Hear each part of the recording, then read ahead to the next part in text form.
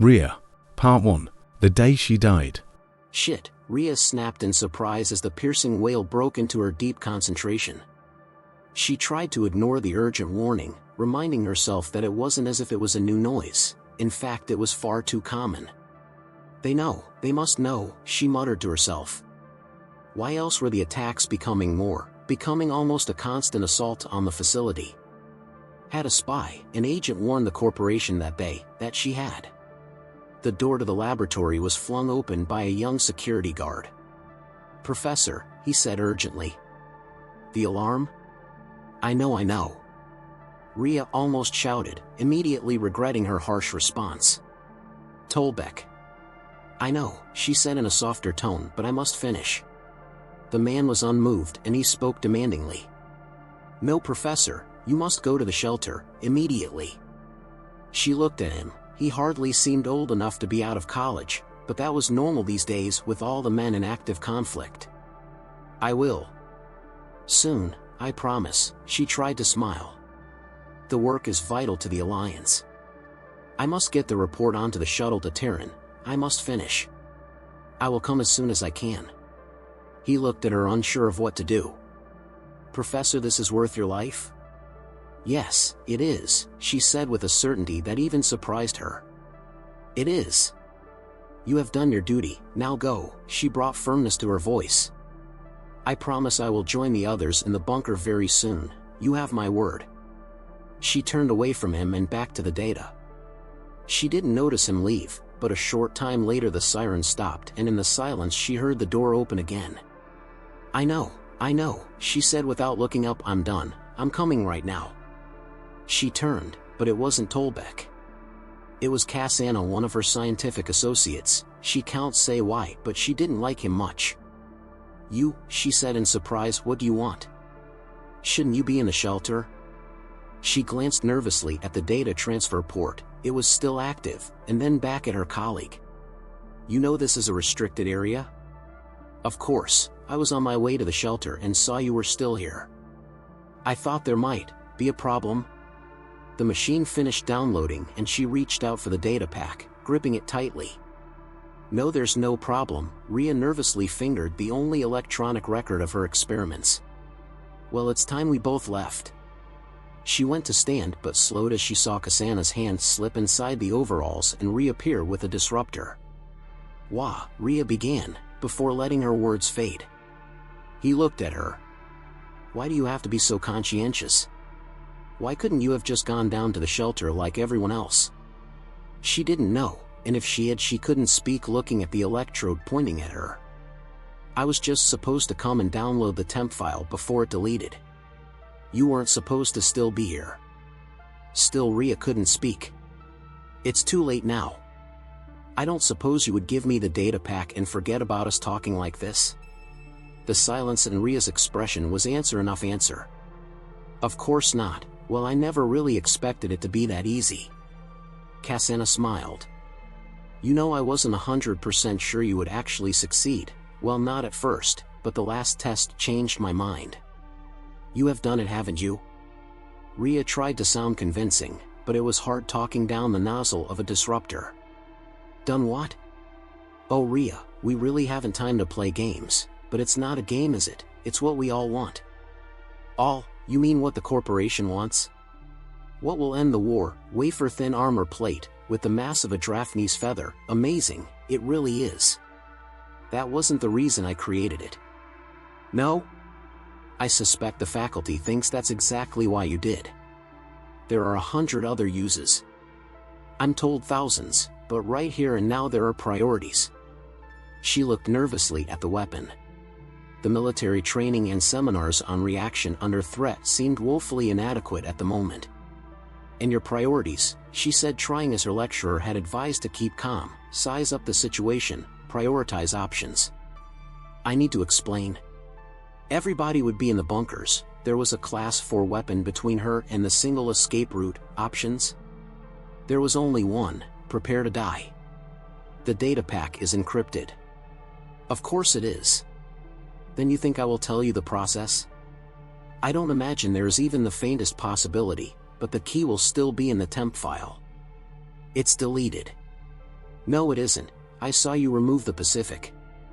You haven't had time to close down, and until you do, it's still in the data transfer circuit. There was an option, keep talking. Would I be that stupid to have it written down like a shopping list? I was automatically encrypted before it was placed into the Pacific. No, it wasn't. She reached towards the shutdown button. Rhea, that's a really bad idea. You don't have my password. It doesn't matter, there are people who will break it. Brute force won't work. It never does. It was her last bluff. The data is in process form? Then I expect it will have to be reverse engineered. It's not that easy, but she knew it could be done. I shouldn't expect it will be, but that's not my problem. All I have to do is provide a sample of the metal and your data. I assume, being as you have gone this far, you already have the sample? You know, it's almost unbelievable that a civilization so primitive could have produced the basis for something so advanced, don't you think so? Rhea shrugged. She wanted to argue, to delay, but she didn't want to say anything that could help. They probably never imagined a ceramic meld. As I said, a primitive civilization. Maybe not so primitive, they got the probe this far? True, and this is all very interesting, but in a very short time a corporation cruiser will be here to destroy the facility, and all your reports. They haven't been able to yet, she said defiantly. Our fighters always scare them off. Not this time. The target will be determined to be the mineral processing facility at Kolban. The defense will be formed there. Only at the last moment one cruiser will break away to deliver a blistering attack right here, on this building. The cannon crew will still see it downed. No, I have already disposed of them. The building will be defenseless. When the cruiser arrives, it will release a single bunker-busting, thermal cruise missile. You're not the only one developing new lines of research. It's a weapon the corporation has devised for low-oxygen environments. It carries a cubic click of oxidizer compressed through a liquid to a solid and then to its atomic form, until it is smaller than your forearm. A supercritical state, a pressure that is right at the edge of instability. In the center is a tiny piece of phosphorus. So incredibly simple, but the ignition causes instability and the oxidizer reverts to its original state. At least it tries to. What happens is that it creates a fireball so intense that it will seek out every corner of this building and incinerate it down to the foundations, including the bunker. Rhea felt herself grip the datapack tighter. The only backups she could work on were in the bunker. There are people there, people you know. It is what is asked of us in war, sacrifice. Martyrdom, yes, but we don't murder. Give me the datapack, demanded Cassandra. She gripped it tighter. You will have to take it. Her colleague smiled. Correct me if I'm mistaken, but don't Department of Scientific Development agents do an extensive course in unarmed combat? How would I know what the D.S.D do? Come on, Professor, I found out about your ranking in the service a long time ago. I haven't a clue what you mean, Rhea lied. If you think you can keep me talking until someone comes along, it isn't going to work. It was exactly what she was thinking, and she had tried, but no one had come along. Rhea looked at the panic button, touch it and it would close down the terminal and lock Cassandra out. Cassandra had seen the look and could guess the thought. With it warning, the weapon discharged. There was no real pain, but in the instant before she slammed back against the desk, Rhea felt as if she had been kicked in the stomach. Her mind was afire with terror and disbelief as she stood, leaning back unsteadily, while realization gathered in her mind. It was as much shock as dread that made her look slowly down her body. From just under her breasts, her white lab coat was torn open and saturated with blood. Instinctively she dropped the datapack and clutched at her abdomen as if it would stop the flow. Instead, her fingers delved deep into the cavity that once was packed with intestines. She clutched her hands over the gaping hole in hopelessness as her lifeblood gushed out between her fingers. Rhea looked up in disbelief at her attacker. She tried to speak, but only a trickle of blood came out of her mouth. There was still no pain, but moments later her legs had become too weak to support her, and slowly, As they buckled, she slid down to slump heavily onto her buttocks. She sat there watching, dazed and disoriented, as her once colleague put the weapon back in his coat and came over beside her. "I'm sorry, Rhea. It wasn't supposed to be like this. I was supposed to get the temp file, and the missile was going to take care of everything else." She tried to speak, but she could only manage a faint gargle. "What's that? Someone else will be able to work out what you have done." He knelt in front of her. "Rhea, you are without doubt a brilliant scientist. You have more insight than any of your peers. It will take a long time, an extremely long time, before anyone will arrive where you have, and by then the corporation's fleet will all be protected, and you will have been forgotten. Such a shame to have achieved what you have and not be recognized for it. I tell you what I will do. Once I deliver this, I will petition the Sanctum to name the material after you. What do you think of rhenium? Yes, that does have a roll off the tongue to it. Immortality in substance, it's what all we scientists long for, isn't it?" Rhea sat immobile as a hand reached out and slipped a small button into her breast flap. "Imminent, nice." Cassandra gave a sickening leer, "but time passes and I have removed the circuit board and go." The smirk turned to a cruel smile. "Is your scientific mind still functioning?" "I hope so. It will be a unique experience for you to observe a brand new cruise missile from the point of impact. So short a time was left that its passing became immaterial. It could have been seconds, or it could have been hours. Time raced, time crawled, and time meant nothing." At first her mind, or at least her memory, was crystal clear.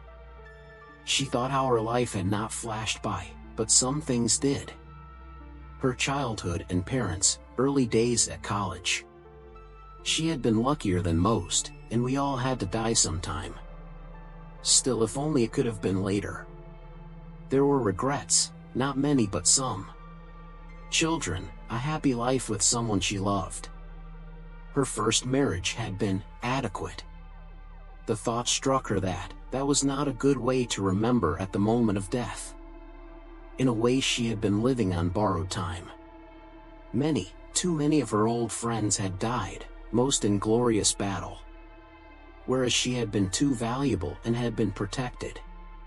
It was something she had never considered when she had chosen, almost at the derision of some of her friends, to study metals. It seemed she had always known she thought differently. She had and did. It was because of that she was dying now. The scraps of metal that had been brought to her had been a revelation. Whatever they had called the alloy, it was from an entirely new group to her own civilizations. It struck her that even though she believed she had investigated all the possibilities, someone somewhere always had slightly different thoughts. Who would have imagined an ancient alloy combined with Alliance technology would open an entirely new field of research and possibilities? Who would have imagined that it would be her who would create an entirely new scientific path? Her parents would have been proud, and she tried to smile. Well, she had. Immodest it may be, but it was part of the dream that had led to her theoretical discipline.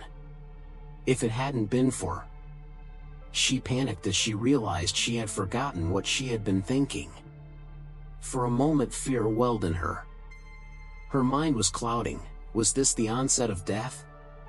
She didn't want to die in regret, and she tried to remember the good times. It was then she realized she was not alone. Her eyes were not functioning, and all she could see was a dark shape leaning over her. She thought it was. Now even her murderer's name eluded her. She tried to think of nice things, but all she could think of was why come back when the missile was coming? Professor Thane? The voice pounded at her to gain attention. Professor Thane? She wasn't interested anymore. She just wanted to be left alone to drift away in peace. Rhea? She felt a pressure on her wound. Pain surged through her, making her try to arch her back. She gasped and choked as agony flooded her body. A voice was talking behind the red mist of pain. It will pass. It will pass. It wouldn't, she knew it wouldn't, but then it did. Like water running from a tap, the pain drained away. Rhea slowly opened her eyes and vaguely saw someone. "Relax, you are safe now." The words made her want to laugh. What part of her lower body hadn't been blown away was hanging outside, and if that wasn't enough, a corporation missile would vaporize them all at any moment, and they wanted her to believe she was safe. She realized there were other shadows around her, others were easing her gently onto the floor. She tried to speak, but it was too difficult. Questions later. "We must tend to your wounds." Later? She remembered the homing device in her coat. She desperately wanted to warn them, but at last the clouds of unconsciousness rolled over her.